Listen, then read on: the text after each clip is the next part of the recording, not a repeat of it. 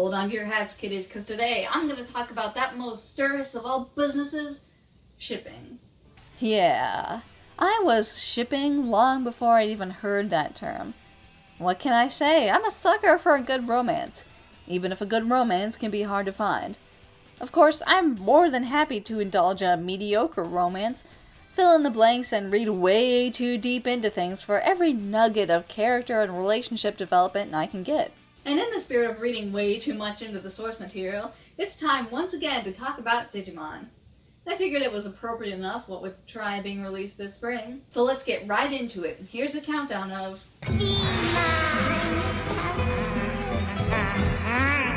My top 5 favorite couples from the first 3 series of Digimon.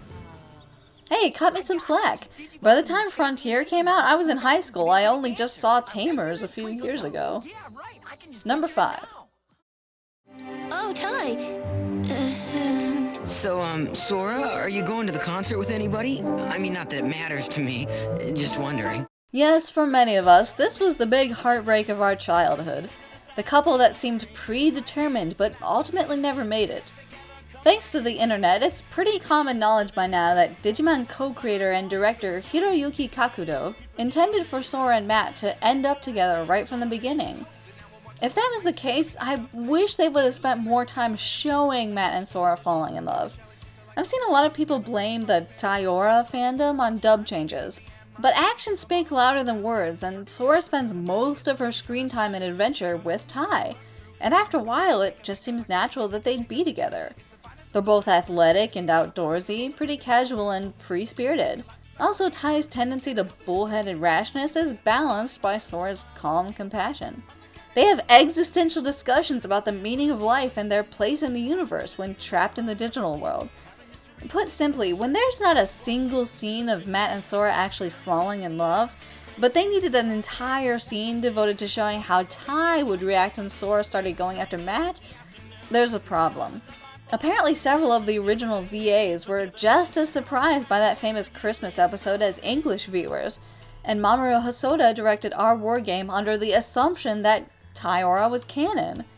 Yes, the romantic subtext is turned up to 11 in the dub thanks to errors in translation, but it's in the original script. Here's the thing though, I'd be perfectly happy with Sora ending up with Matt if only it had been woven into the story just a little more seamlessly. It's true that good foreshadowing is subtle, but it's almost too subtle here, at least for my taste. Hey, maybe we'll get a little more of Sora and Matt falling in love in Digimon Tri. It may make the epilogue a little more palatable, but it won't quite erase that initial sting of our first ship getting sunk. It just makes us seem so small and insignificant, like nothing we do really matters. Of course it matters. We can't take the chance that it doesn't. Number 4. Joe, can I tell you something? What? I hope I wasn't too selfish for saying I didn't want to fight anymore. I don't think you were selfish. In fact, I think you were pretty brave. This is one that didn't immediately hit me, but the more I watched the show, the more it made sense. Mimi and Joe are polar opposites in many respects.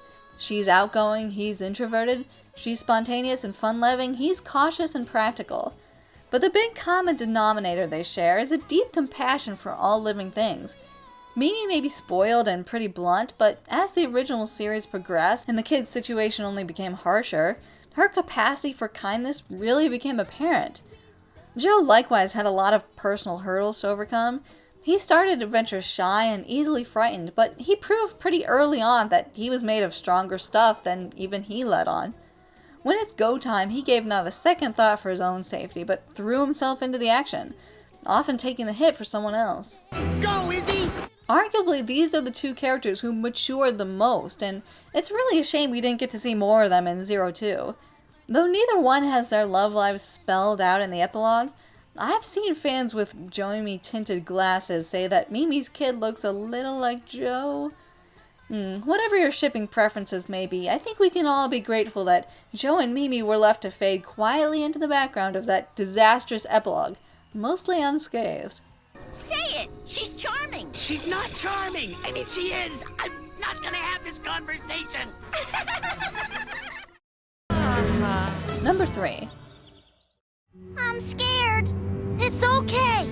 great. Now Kari's afraid. I can't let her see that I am too. I've got to be brave. Oh hey look, it's TK and Kari, the perfect kids who are perfect for each other in every conceivably perfect way. Yeah, if I'd made this list as a kid, these two would have been at the #1 spot. They are perfect for each other. They have an easy, natural friendship and clearly care deeply for one another.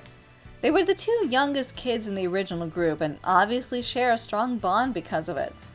Oh, and then there's the little fact that they both bear the most powerful crests and are the only two chosen in Adventure to have holy Digimon for partners. And their Digimon always match, always, no matter what evolutionary line they're using. It's like they were destined to be together, and if fans weren't crushed by Tai and Sora not ending up married, TK and Kari not ending up together probably stung even more. The epilogue already reeks with fairy tale wish fulfillment happy endings. Don't these two seem like a foregone conclusion? Of course, them being so perfect for each other is what ultimately knocked them down a couple pegs on my list. Because perfection isn't always interesting, and at the end of the day, there's not a whole lot of substance under all that fluff. That's still cute though. I'm ready to go home now. It could be worse. We could be scraping gum at school.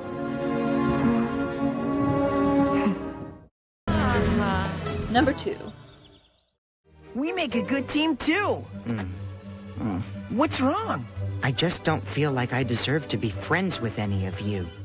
If you ask me, after the halfway point at 02, all signs point to these two. I like them as a couple for a lot of the same reasons as Joe and Mimi. They're opposites, even more so. Davis is loud, brash, and pretty much flat out stupid. Ken is smart, quiet, and sensitive. They're a study in contrast.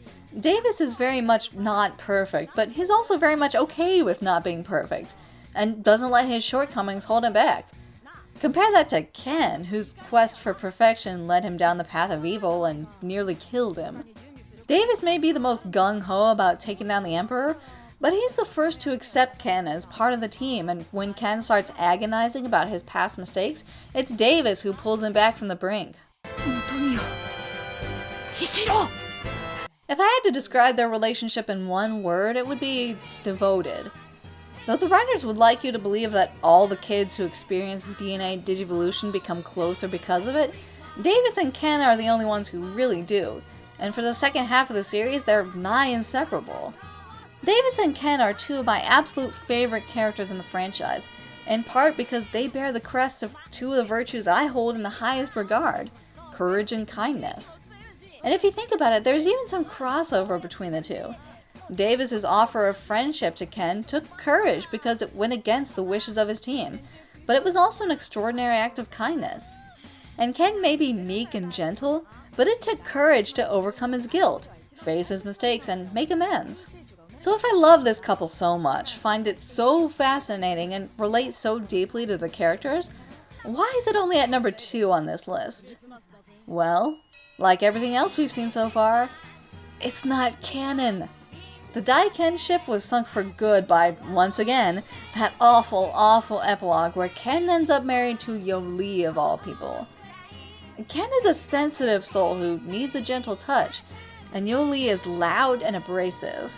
Yoli had more chemistry with Davis, for crying out loud. But Davis and Ken is still my OTP. It's the one that makes the most sense. And it's a shame it didn't come to pass. Although I would like to point out something interesting about the English dub.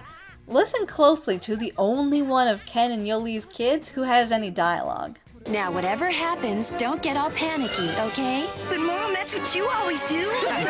That's not Ken's VA, and it's not Yoli's either. It's Davis's. Make of that what you will. Could there have been a shipper on deck in the English casting? Your hand, it's shaking. I can't help it, I'm afraid. Now don't say another word, Ken. I know that you're afraid, but you can't give in to it. You can't let fear control you. #1. So it's just weird to see you like this. You're wrong. I'm not nice. Huh? When my real mother died, I swore I wouldn't let anyone take her place. So when my new stepmother came, she wanted to be my friend But I never gave her a chance. You see, I'm not nice. I'm awful. That's not true. You're the nicest person I know. Objectively, the writing in Tamers is the best of the first 3 series. It's deeper and more mature, despite the fact that Tamers gives us the youngest set of protagonists ever in a Digimon series. So, what about those protagonists? Well, Takato is an everyman archetype, but fleshed out and given depth and character. He's extremely sensitive, pretty imaginative, fun-loving, but gentle, easily upset, quick to admit when he's made a mistake, and proactive about his problems. On the other hand, there's Jerry, who is... I'm almost done, ma'am. I'm just taking a timeout. about as far from ordinary as you can get. She's an awkward, unusual girl who makes friends with pretty much everyone she meets, though she rarely develops deeper bonds. Jerry is a lonely girl. A dangerous combination of a low self-esteem and a harsh upbringing have left her desperate for companionship, but perpetually terrified that people will leave her. So she's constantly drawing others to her and then keeping them at arm's length. I'd highly encourage you to watch Jeju Otaku's Tamer retrospective because she analyzes these characters way better than I ever could. But as for the romance between them, well, like I said, it's surprisingly mature considering how young these characters are. And when I say mature, I don't mean... I mean the way it's written, the way they treat each other. Takato accepts Jerry completely, unquestioningly. He may not always understand her, but he's one of the few characters not to judge her outright. And what's even better, his love for her is not treated like some kind of magical cure for her strangeness. He's not looking to fix her, no, he just cares about her deeply and wants her to be happy. I just wish you would talk to me, Jerry. So how does Jerry feel about him? Well, that's where things get a little tricky. Jerry tends to stay locked up in her own little world, where things work out the way she wants them to, because she can't handle the harsh reality. When she learns that Digimon are real, she becomes desperate for a partner of her own, very much infatuated with the concept of a creature who understands her perfectly and will never leave her. She needs someone who will love her unconditionally. Very few people in her life have shown her that kind of love, and one who has is Takato. It's not clear if she returns his affections because she genuinely likes him for who he is, or because he gives her what she needs, though at the very least she does seem to care about him. Yeah, I know, it's really deep given the age of the characters we're dealing with, not to mention the target audience. Takato and Jerry's relationship only ever gets as far as those first few tentative, awkward steps, and that's for the better, all things considered. It's a shame because this budding romance is so well written. I would have loved to see where the writers would have taken it if the story had progressed. At the same time, I think we can all be glad that Tamers is left to lie where it is. Takato and Jerry's relationship, like the series as a whole, is deep, subtle, and extremely well written. To say more, I think, would take away from it. I can't tell you how good it is to see you. I missed you too. What can I say? I'm a sappy romantic, a hopeless shipper, and yes, I do think way too hard about this stuff. If you agreed or disagreed with anything on this list, feel free to let me know. Tell me what your favorite Digimon couples are and what you're hoping to see out of Tri, shipping-wise. Thank you so much for watching, and as always, I'm eternally optimistic, and I'll catch you guys next time.